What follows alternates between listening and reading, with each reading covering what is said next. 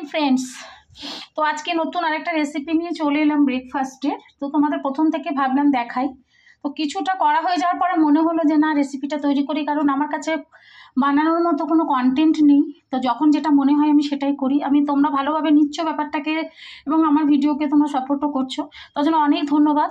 তো চলো বেশি কথা না বলে আমি আসল মেন পয়েন্টে আসি। সেটা হচ্ছে আমি এখানে ময়দা আর আটা মিক্সড করে নিয়েছি। 3 ভাগ ময়দা আর 1 ভাগ আটা। ঠিক আছে, তুমি যদি 2 কাপ ময়দা নাও তাহলে 1.25 কাপ আটা নেবে।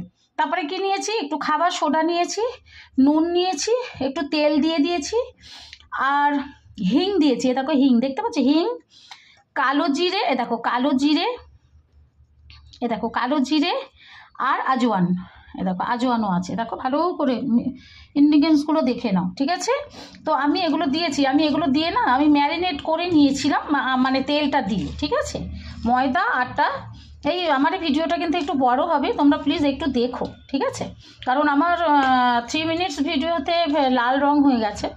তো আমি কোনো কন্টেন্ট খুঁজে পাই না, সারাদিন এত ব্যস্ত থাকি। যাই হোক, তোমরা দেখতে থাকো আমি আর কী কী ইনগ্রিডিয়েন্টস দিই। তা কী কী দিলাম, খাবার সোডা দিয়েছি, নুন দিয়েছি, তেল দিয়েছি, আজওয়ান দিয়েছি, কালো জিরে দিয়েছি, আর হিং দিয়েছি।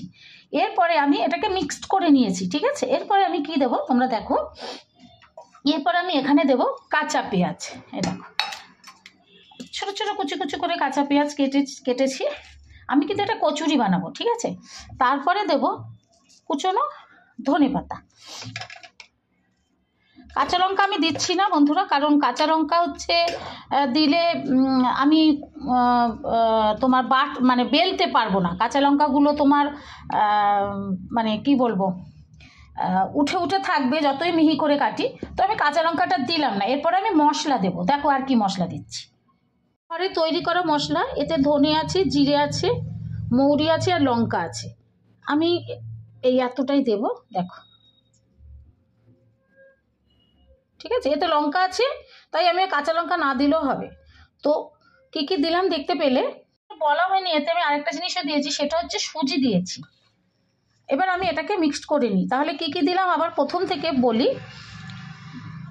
3 ভাগ ময়দা, 1 ভাগ আটা, আর আজওয়ান, হিং, কালো জিরে, পরিমাণ মতো নুন, একটু তেল দিয়ে আগে আমি মিক্সড করে নিয়েছি।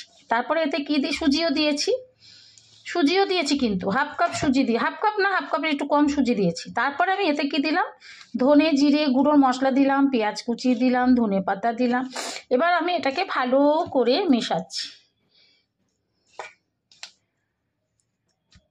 এবার এটাকে আমি ভালো করে, আমার মেশানো আগেই হয়ে গেছে। তোমরা যদি রং দিয়ে করে খেতে চাও তাহলে একটু হলুদ গুঁড়ো দেবে।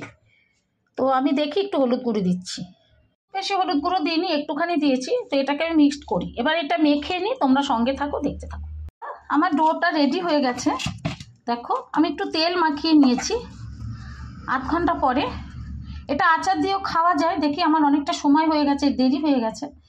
তো দেখি যদি আলুর দম করতে পারি তো আলুর দম সাথে দেখাবো, আর না হয় আচারের সাথে দেখাবো। তোমরা দেখতে থাকো। এটা আমার হয়ে গেছে। এবার আমি কিছুক্ষণের জন্য এটা রেখে দিই, ঠিক আছে। বরকে বলে এলাম যে আজকে একটু আলুর দম করবো, দেরি হবে, ব্রেকফাস্টটা দিতে করে নেবো। বলছে হ্যাঁ করে নাও। তো আলুর দম মটরশুঁটি দিয়ে বসিয়ে দিয়েছি। একা একা করছি বলে তোমাদের দেখালাম। যেমনভাবে সবাই আলুর দম করে সেভাবেই করেছি। তবে এটাতে আমি রসুন পেস্ট দিইনি, আদা পেঁয়াজ পেস্ট দিয়েছি, টমেটো, মটরশুঁটি, ধনেপাতা দিয়ে। 1 সোমবারে এটা আমি করছি। যখন তোমাদের সার্ভ করে দেখাবো তখন তোমরা বুঝতে পারবে যে আলুর দমটা কত মানে লোভনীয় হয়েছে, ঠিক আছে। তো আমি এটা ভেজে নিই, তো তোমাদের আমি কচুরিটা দেখাবো, ঠিক আছে। তো দেখতে থাকো। কড়া গরম হয়ে গেছে, কড়াতে তেল দিয়ে দিচ্ছি। কচুরি করব, আমার আলুর দম হয়ে গেছে। কড়ার তেলটা এবার গরম হোক, ততক্ষণ আমি লেচিগুলো বেলে নিই। হ্যাঁ বন্ধুরা, আমি দেখো আমি ডোগুলো করে নিয়েছি, দেখতে পাচ্ছ এইরকম সাইজের ডো করে নিয়েছি। এবার আমি এটাকে বেলবো। একটু তেল নিয়ে নিই, দেখো এখানে আমি বেলে নিচ্ছি। কড়ার তেল গরম হয়ে গেছে।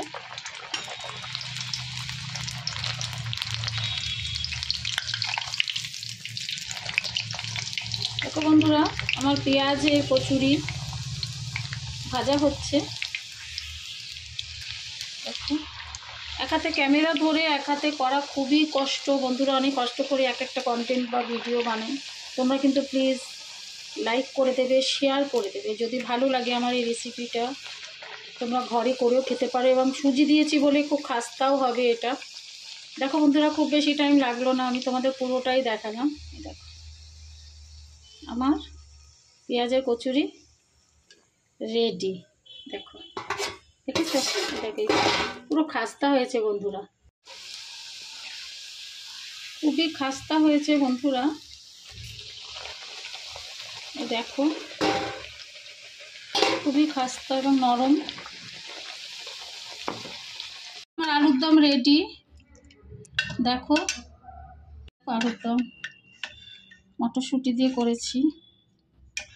এই কার বাড়িতে কী কী হলো আজকে প্লিজ জানিও। ব্রেকফাস্টে আমি তো প্রচুর লঙ্কা খাই, তাই লঙ্কা দিয়েছি। দেখো আলুর দম মেরে দিচ্ছি।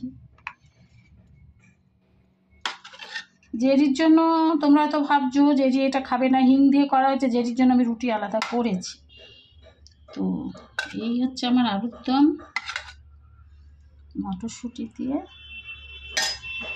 আর হচ্ছে গরম গরম সুজির খাস্তা, সুজি পেঁয়াজের খাস্তা কচুরি। তোমরা হয়তো ভাবছো গোল হয় না, ইনগ্রেডিয়েন্টস থাকলে গোল হয় না এগুলো।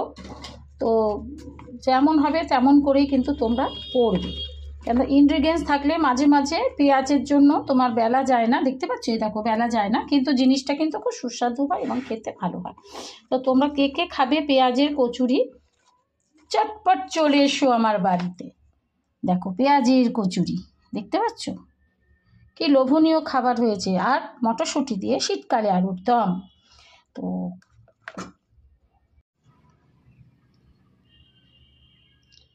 পেঁয়াজের জন্য মাঝে মাঝে ফেটে যায়, তো একটুখানি হালকা করে বেলে নেবে তাহলেই হয়ে যাবে। তো ওভারঅল কিন্তু টেস্টি খাবার এটা। তো ঠিক আছে, চলো টাটা। আমার ব্রেকফাস্টের ব্লগটা যদি তোমাদের ভালো লাগে এবং বড় হয়েছে হয়তো, তো তোমরা কিন্তু প্লিজ একটু কষ্ট করে দেখে নেবে। আলুর দমে ধোয়া হয়ে গেছে, দেখেছো আলুর দমটা কত সুন্দর হয়েছে, কালারটা দেখেছো সেই। আমি কিন্তু এতে রসুন দিইনি, পেঁয়াজ আর আদা বাটা ধনে পাতা বাটা দিয়ে করেছি। তো ঠিক আছে, যদি তোমাদের ভালো লাগে তাহলে কিন্তু একটা লাইক কমেন্ট বেশি বেশি করে ফলো করে দিও।